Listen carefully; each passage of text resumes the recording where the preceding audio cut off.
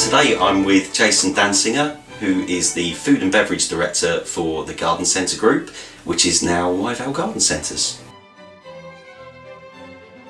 Garden centres, but there's leisure destinations, so that people will come along, and we have farm shops, coffee shops, restaurants, so people spend that whole day in a garden centre, and buying plants is almost a byproduct of their experience.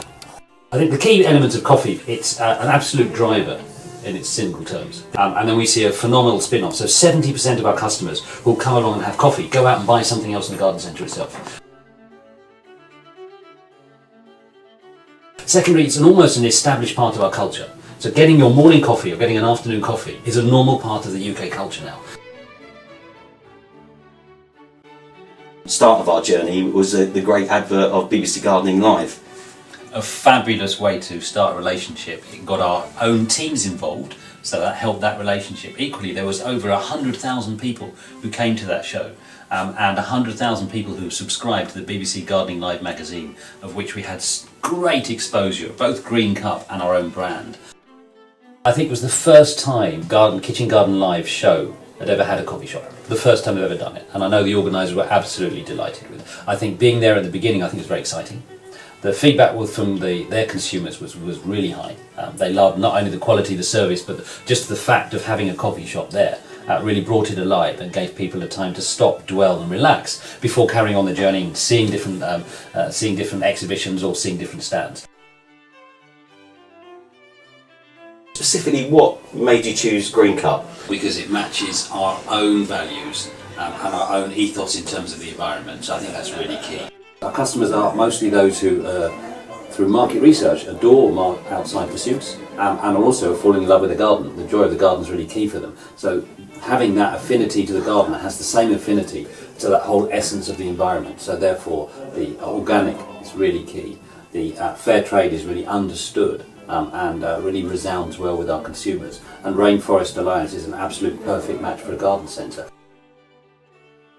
So taking the grounds of coffee away, recycling them into something useful. So a soil nourisher for a gardening group is absolutely perfect.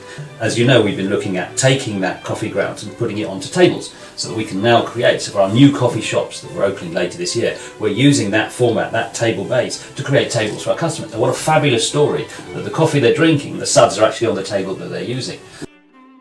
That part of innovation is what stood you out, what stood Greencup out from any other of the competitors, because there are a number of companies that can do coffee, and there's a number of companies even who do very, very good training. But the additional elements and benefits and that wonderful wide focus in terms of what can be achieved is superb. Very special is that the quality of coffee is second to none. But we feel that we've had an involvement in creating that quality. So the time spent in the roastery with Anna, the time spent creating it together, we've got an emotional bond with most of my team who passionately believe it's their coffee, and creating that strong bond is so important. Almost every single Greencup trainer who's touched the business has been sensational. So I think in terms of winning people over, that's been really, really strong, really good, and higher than any other company that's worked with the garden centre before.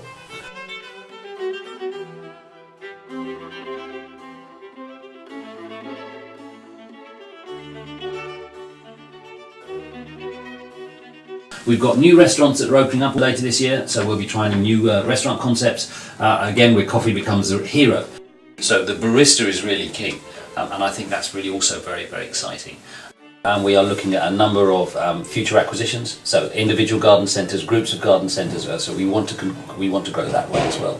For secondary offers in existing sites, so for a second coffee shop and a restaurant to exist in our larger sites, and we're trialling in some of our smaller sites a new coffee offer where there isn't anything at all. So in terms of growth, I think there's some really exciting potential over the next few years.